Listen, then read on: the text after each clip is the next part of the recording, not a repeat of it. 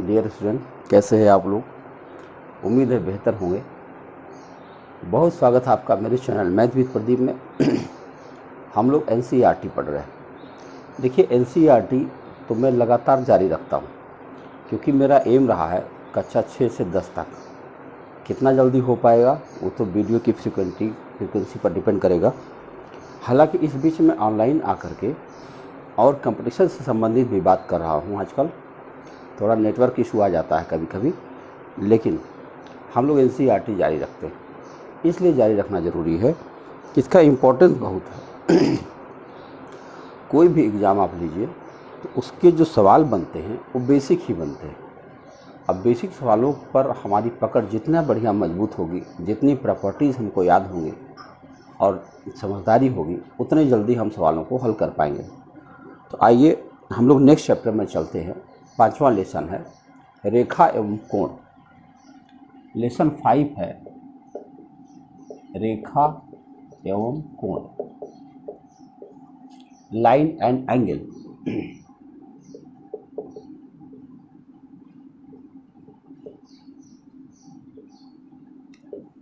अब line and angles में देखोगे तो एक्सरसाइज मिलेगा इसमें 5.1। एक्सरसाइज के पहले आप ये समझिए, अपने कोणों को समझाने का प्रयास किया गया है। आप जानते होंगे कुल कोण कितने हैं, कितने प्रकार के कोण होते हैं। जब भी कभी, पहले तो सबकी डेफिनेशन बता दूं फटाफट, इसको भी हटा देता हूं, ठीक है। रेखा एवं कोण। अब रेखा क्या है? रेखा की बात अगर हम करें तो रेखा का ये डायग्राम है, देखो, यानी केवल लंबाई हो और उसमें चौड़ाई मोटाई ना हो, एक ऐसा अनंत दूरी तक विस्तारित एक ऐसा बिंदु पथ हो, उसे हम रेखा कहते हैं। फिर से समझिए, एक बिंदु पथ है जो दोनों दिशाओं में, विपरीत दिशाओं में अनंत रूप से विस्तारित होता है। इसकी कोई मोटाई नहीं होती, सिर्फ लंबाई होती है, इसे रेखा कहते हैं। जब हम इस रेखा में से कुछ सेक्शन काट लेते हैं, मान लो ए और बी, तो इसका नाम हो जाता है ए बी सेगमेंट या ए बी रेखाखंड। और ये तो हो गया रेखा। अब कोण पर बात करें तो जब कभी दो रेखा, हम कोण पर बात कर रहे हैं, तो जब कभी दो रेखा एक दूसरे को कहीं प्रतिच्छेद करें या किसी बिंदु से दो भिन्न दिशाओं में किरणें निकले, तो वहाँ पे कोण की रचना होती। अब इन रेखा और कोण से संबंधित बातें जब होंगी तो कोण के प्रकार आपको जानना होगा। कोण के प्रकार जानने से क्या होगा कि आप पहचान पाएंगे ये कौन सा कोण है। मूलतः कोण 6 प्रकार के होते हैं।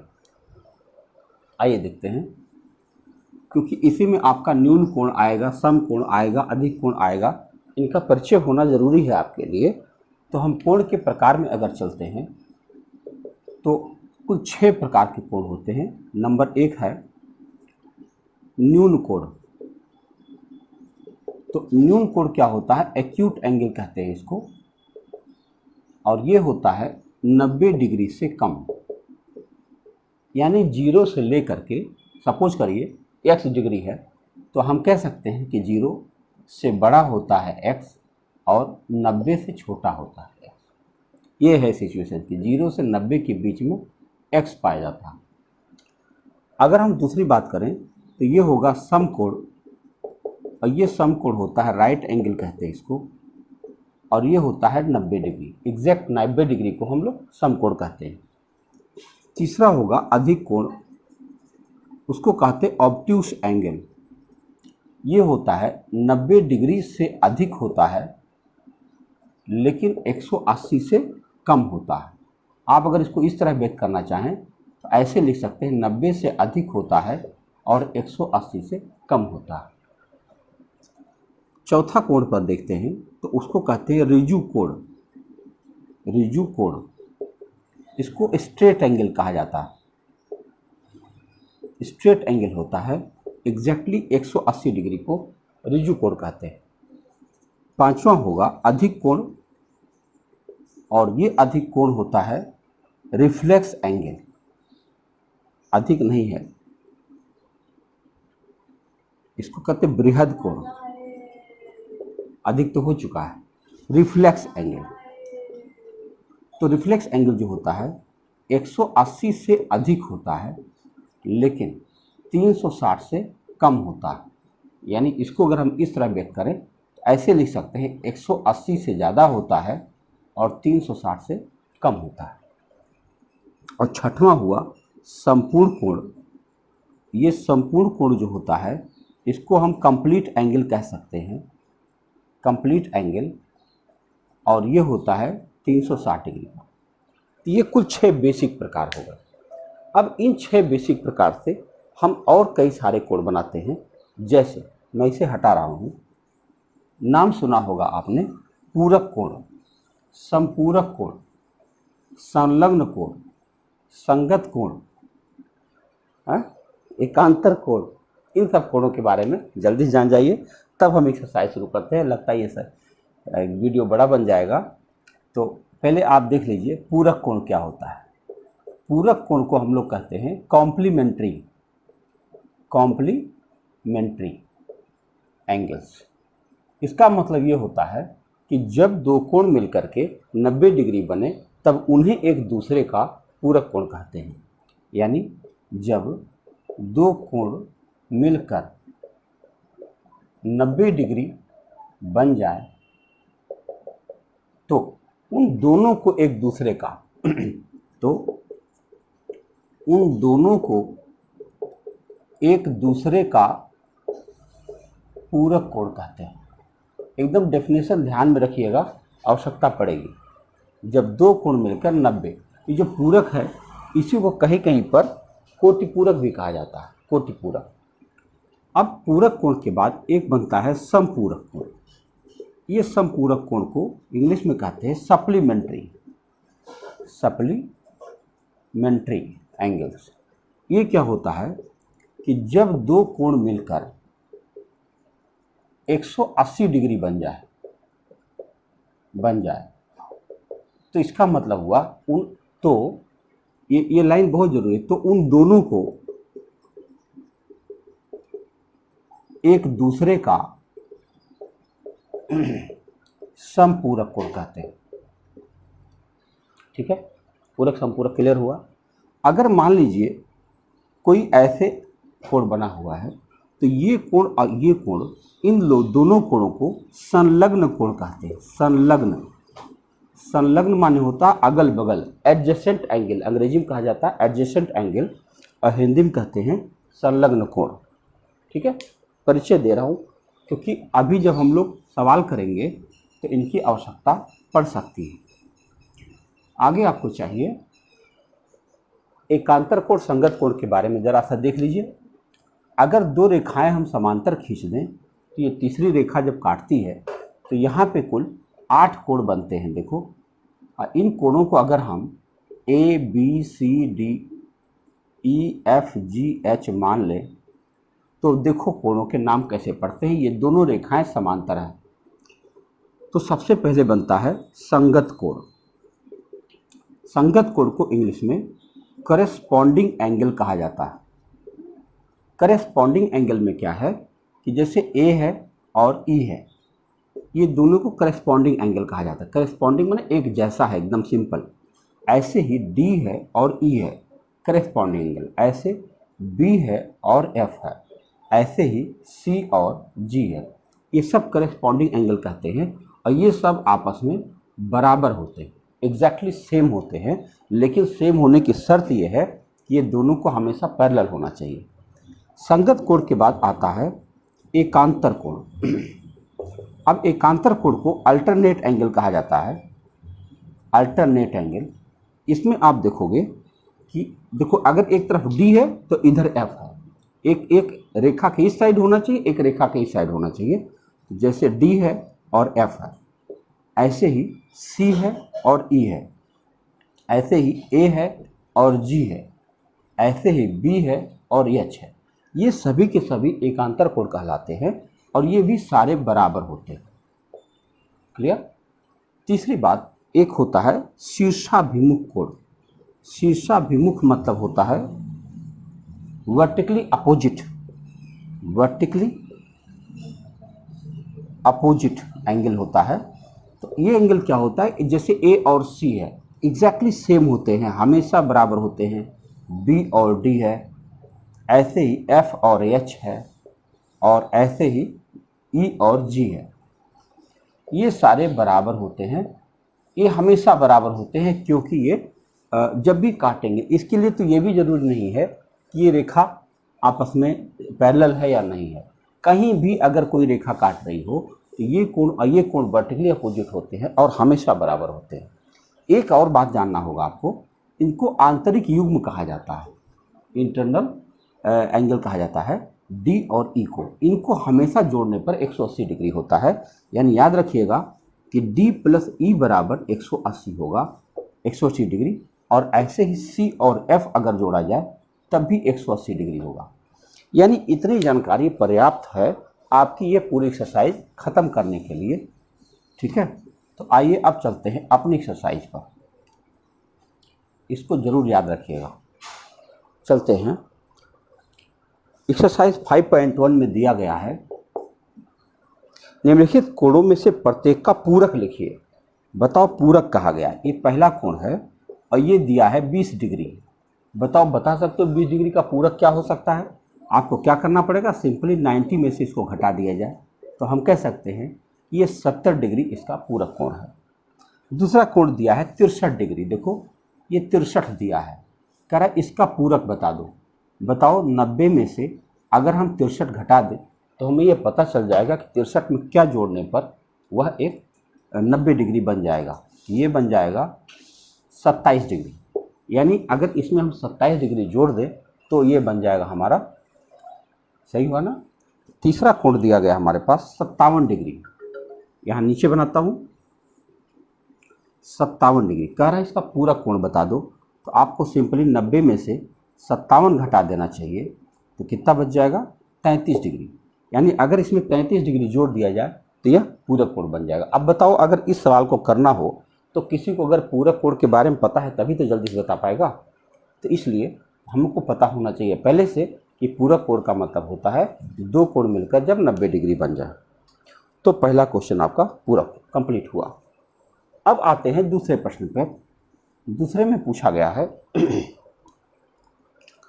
कि निम्नलिखित में से प्रत्येक का संपूरक बताइए।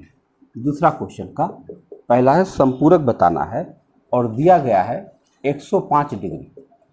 बताइए, हम जानते हैं कि संपूरक मतलब 180 डिग्री होना चाहिए और मेरे पास 105 है, तो अभी कितने डिग्री की और ज़रूरत पड़ेगी, 75 डिग्री।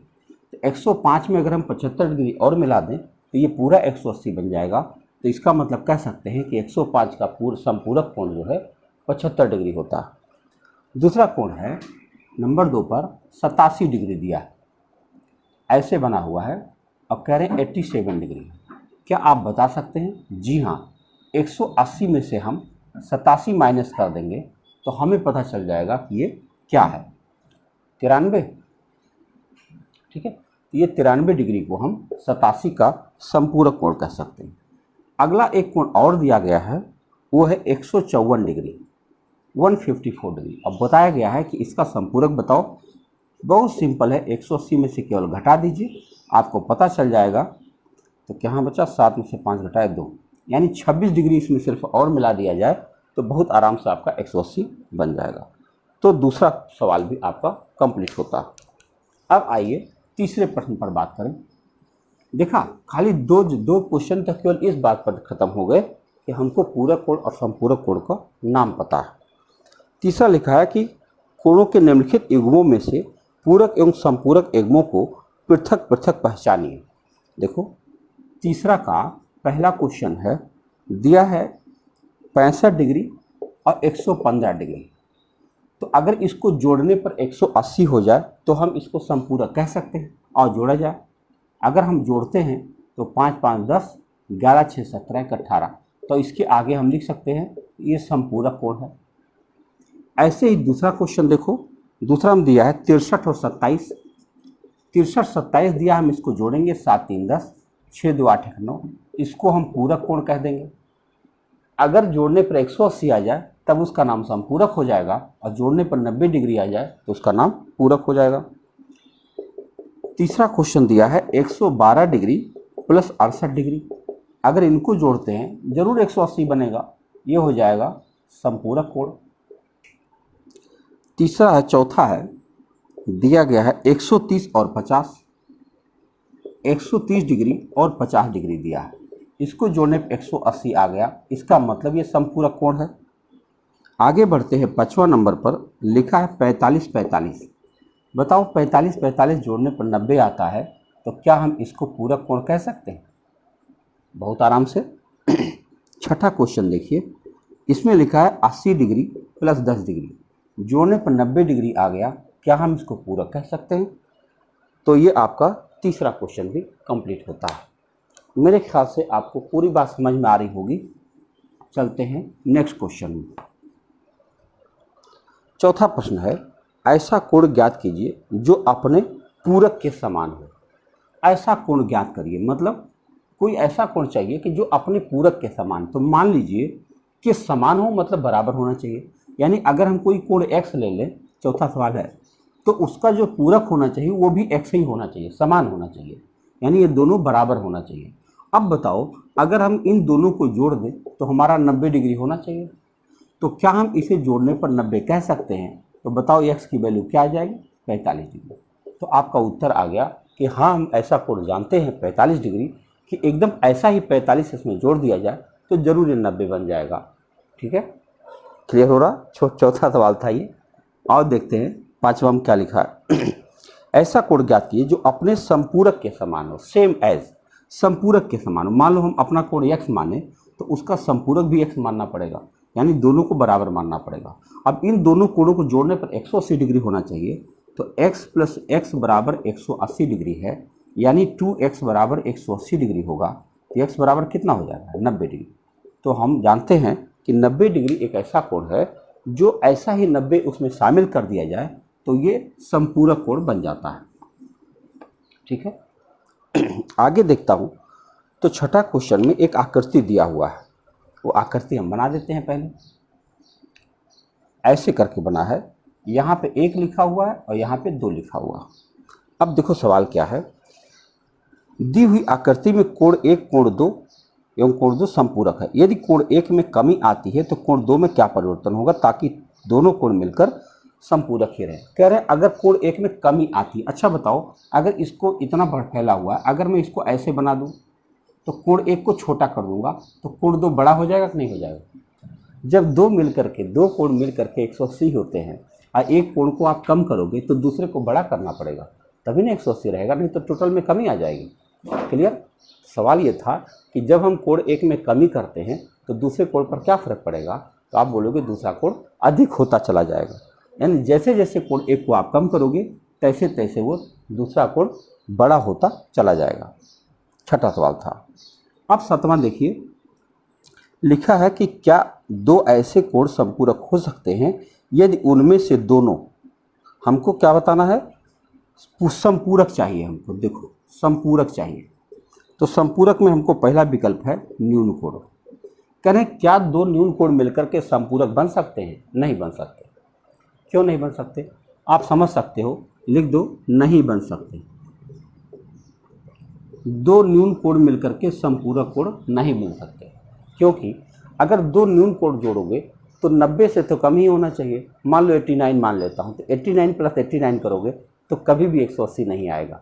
इसका मतलब 2 न्यून कोण मिलकर के कभी भी संपूरक नहीं बन सकते।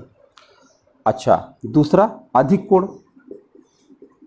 अगर 2 अधिक कोण मिल जाए तब भी नहीं बन सकते। अधिक कोण मतलब 90 से ज़्यादा, मान लो 100 डिग्री, तो अगर 100 डिग्री के 2 कोण भी मान लें तब भी तो 180 नहीं बन पाएगा, 200 बन जाएगा।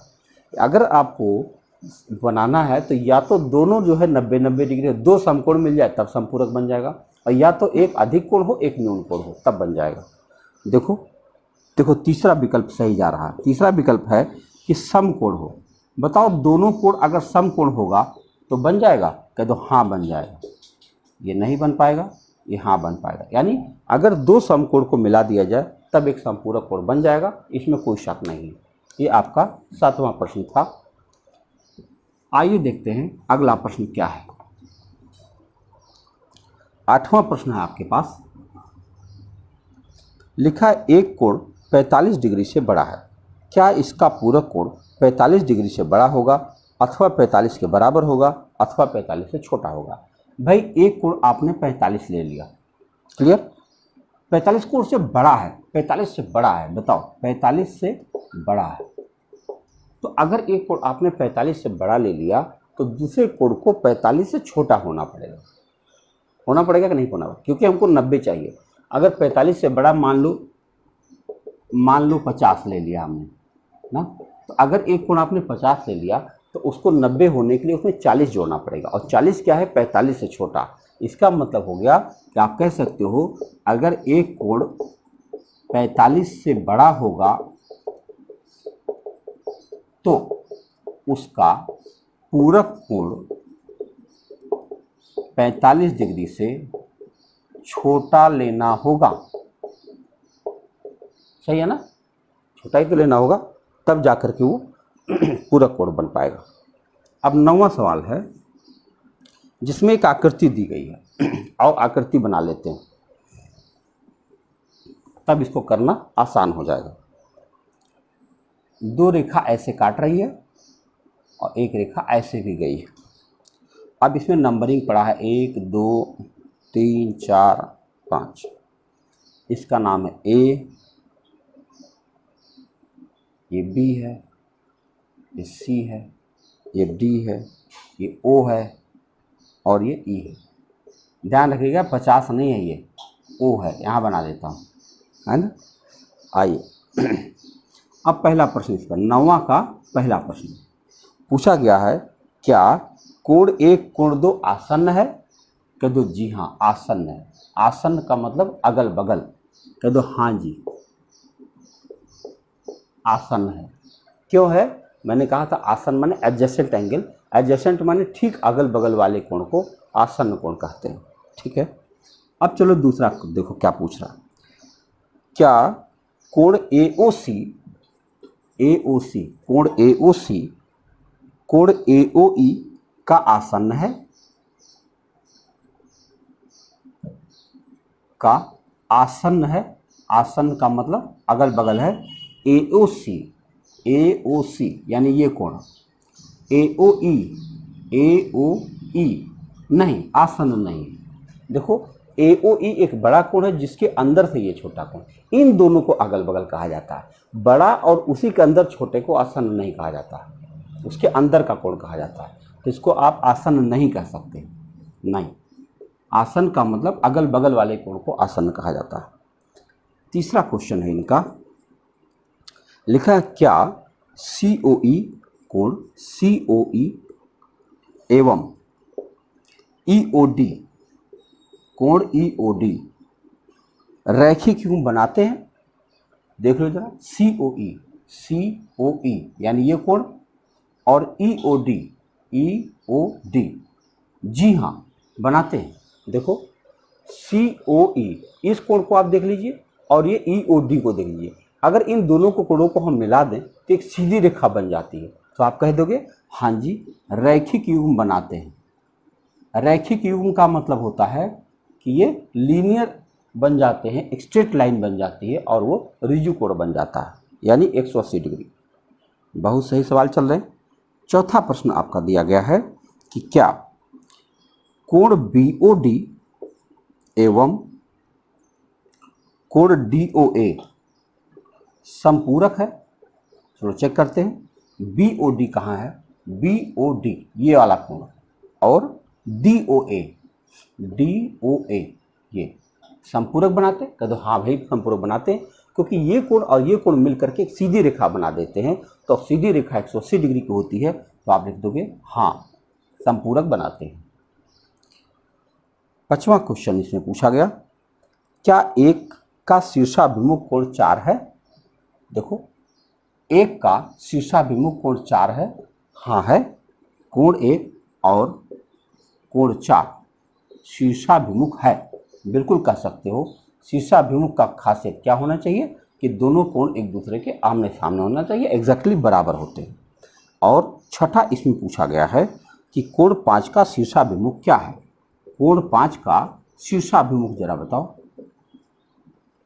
कोण 5 का शीर्षाभिमुख करोगे तो कोण 2 प्लस कोण 3 है। अगर हम कोण 2 प्लस कोण 3 को जोड़ दें तो क्या हो जाएगा? कोण 2 और प्लस कोण 3, और तब जा करके ये कोण 5 का शीर्षाभिमुख बन पाएगा। केवल अकेला कोई भी कोण इसका शीर्षाभिमुख नहीं है, क्योंकि ये जो ऐसी रेखा गई है इसके शीर्षाभिमुख में ये दोनों कोण मिला दिया जाए तब जाके कोण 5 का शीर्षाभिमुख बन पाएगा। तो ये आपका था 9वां प्रश्न। आगे बढ़ते हैं।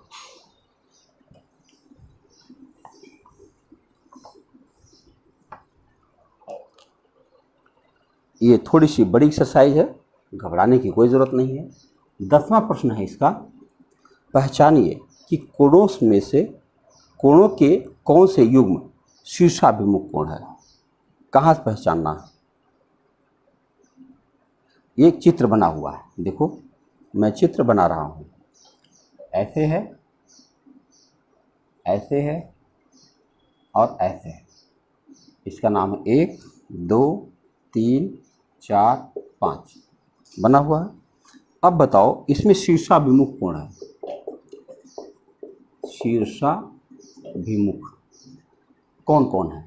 तो देखो अगर हम देखें शीर्षाभिमुख तो हम कह सकते हैं 1 और 4 शीर्षाभिमुख है। कोण 1 और कोण 4 ये शीर्षाभिमुख। और कोण 5 का शीर्षाभिमुख क्या है? 2 + 3। कोण 5 का शीर्षाभिमुख क्या होगा बताओ? ये हो जाएगा 2 और 3, कोण 2 + कोण 3। अगर जोड़ दिया जाए तब जाके कोण 5 का शीर्षाभिमुख हो जाएगा। दूसरा प्रश्न पूछा है रैखिक युग्म। रैखिक युग्म क्या मतलब होता है? इसका मतलब होता है कि जब वो कोण सीधी रेखा बना दे, यानी 180 डिग्री बन जाए। तो हम कह दें अगर कोण 4 + कोण 5 कर दिया जाए तब रैखिक युग्म बन जाएगा। अगर हम कोण 1 + कोण 2 + कोण 3 कर दें तब रैखिक युग्म बन जाएगा। और कुछ बनेगा? हाँ, कोण 2 + कोण 3 + कोण 4, बोलो 2 3 4 अगर जोड़ दिया जाए तब भी रैखिक युग्म बन जाएगा। अगर हम कोण 1 और कोण 5 जोड़ दें तब भी रैखिक युग्म बन जाएगा। यानी कौन कौन से कोणों को मिला दिया जाए तो ये रैखिक युग्म बन जाएगा। ये 16 पूछा गया। अब तीसरा क्वेश्चन इसमें पूछा था, हाँ दूसरा हो गया, रैखिक युग्म कंप्लीट हो गया। तो आपका 10वां क्वेश्चन ये था। आप देख लीजिए जो जानकारी हम लोगों ने शुरुआत में ले लिया था वो कितना इम्पोर्टेंट था कि उससे सारे सवाल धड़ाधड़ होते जा रहे हैं, कहीं कोई समस्या नहीं आ रही। अब आपका 11वां प्रश्न है, निम्नलिखित आकृति में क्या कोण 1 कोण 2 आसन्न कोण कहलाएंगे? देखो एक चित्र बनाया गया है, ऐसे जेड टाइप का है और यहाँ पे लिखा है 1, यहाँ पे लिखा है 2। पूछ रहा है क्या 1 और 2 कोण 1 कोण 2 आसन्न कोण है? नहीं, आसन्न कोण नहीं, बल्कि एकांतर कोण है।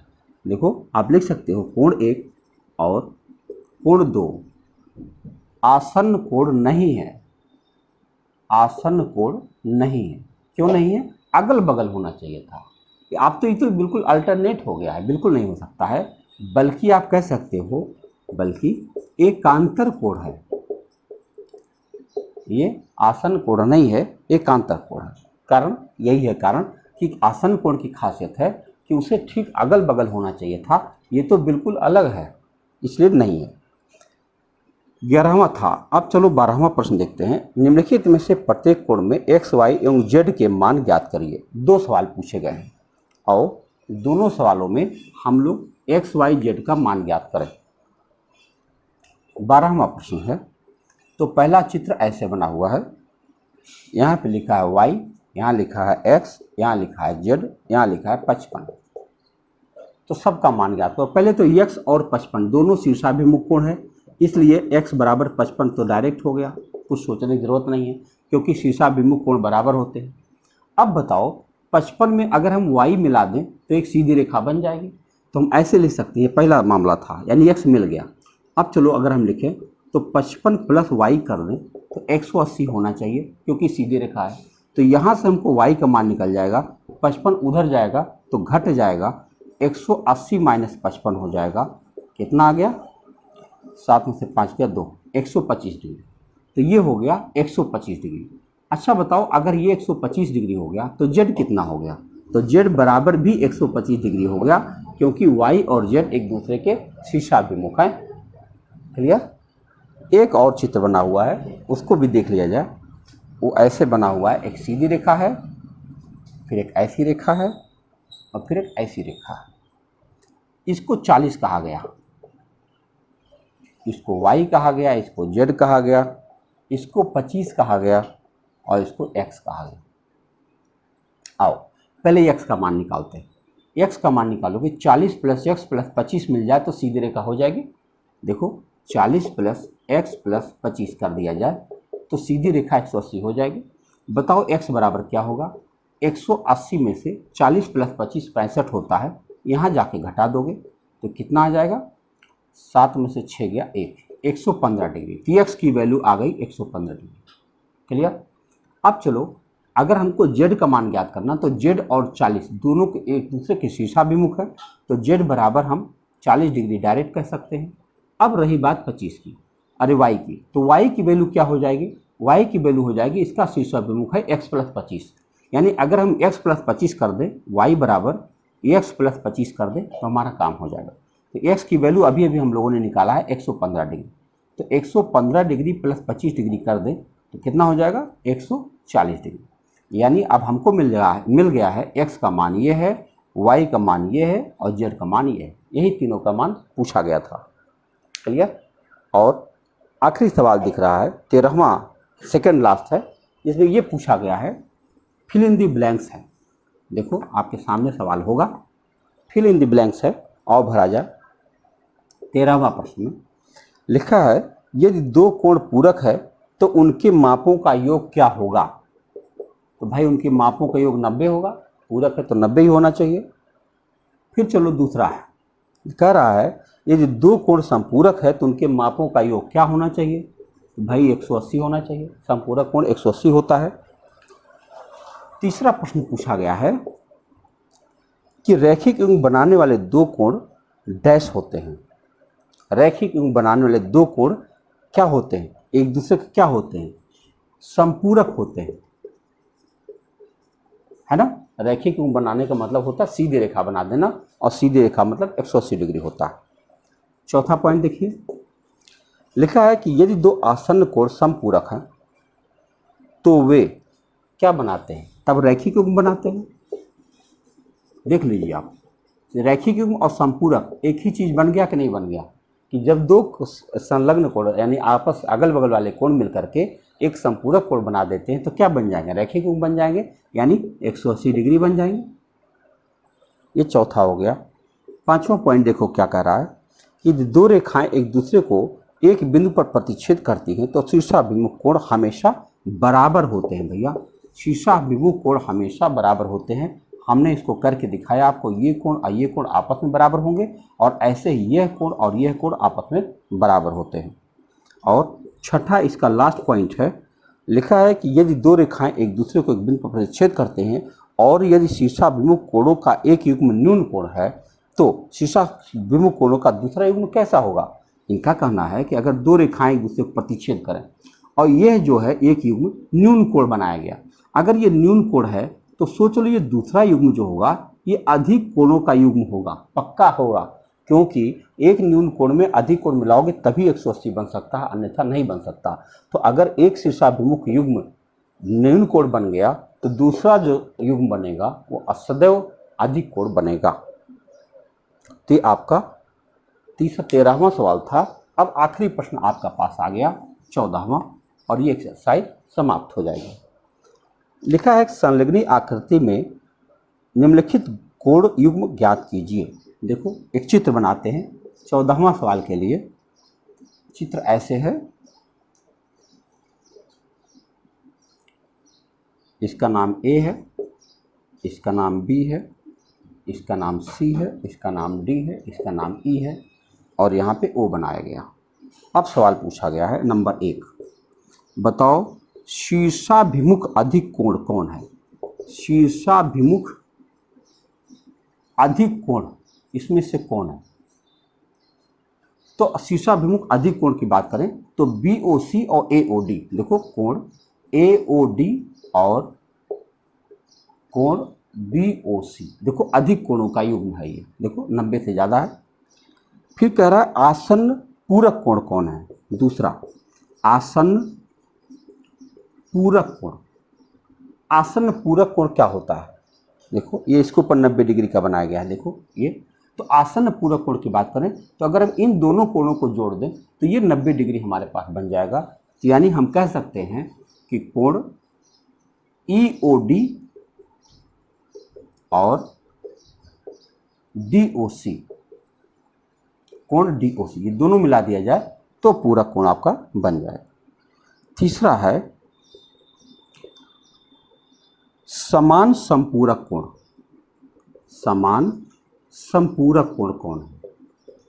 अब बताओ समान संपूरक कौन हो सकता है? देखो अगर हम किसको मान लें संपूरक, देखो अगर ये कोण हम कहेंगे यह जो है इस कोण का संपूरक है ना, तो देखो क्योंकि ये दोनों कोण बराबर होते हैं आपस में, तो हम कह सकते हैं कि AOD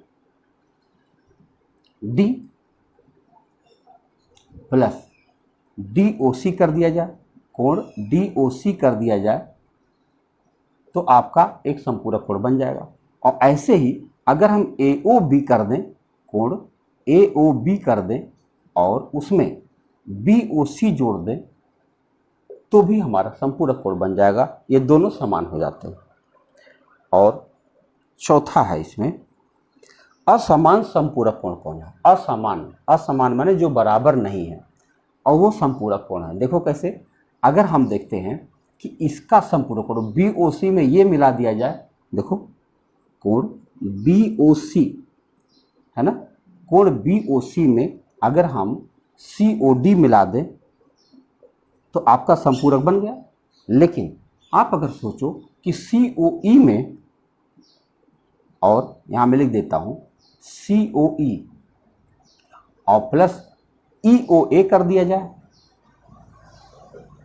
EOA, ये भी तो संपूरक हो रहा है, AOE और EOC ये भी मिला दो तब भी संपूरक। तो ये देखने में समान नहीं दिख रहे हैं तो इसको असमान संपूरक कहेंगे। संपूरक मतलब 180 तो हो रहा है लेकिन ये दोनों बराबर देखने में नहीं लग रहा है। और आसन्न कोण जो रैखिक युग्म नहीं बनाते हैं, ये देखो ये दोनों मिलकर रैखिक युग्म नहीं बनाते हैं। यानी पांचवा जो प्रश्न आपका आएगा वो है कि ऐसे रेख आसन्न कोण चाहिए जो रैखिक युग्म नहीं बनाते हैं। तो आप EOD, कोण EOD और DOC लिख सकते हैं। ये दोनों मिलकर रैखिक युग्म नहीं बनाते हैं, केवल पूरक कोण बनाते हैं। तो एक्सरसाइज थोड़ी सी बड़ी हो गई, घबराने की जरूरत नहीं है, जरूर देखिए पूरा, क्योंकि रेखा और कोण से संबंधित इससे ज़्यादा बेसिक ज्ञान कहीं और नहीं मिल सकता। कंपटीशन की किताबों में तो सीधे क्वेश्चन मिल जाते हैं, लड़का घबराने लगता है। तो यहीं से वह अच्छी बातें मिल पाएंगी। जरूर देखिएगा। धन्यवाद।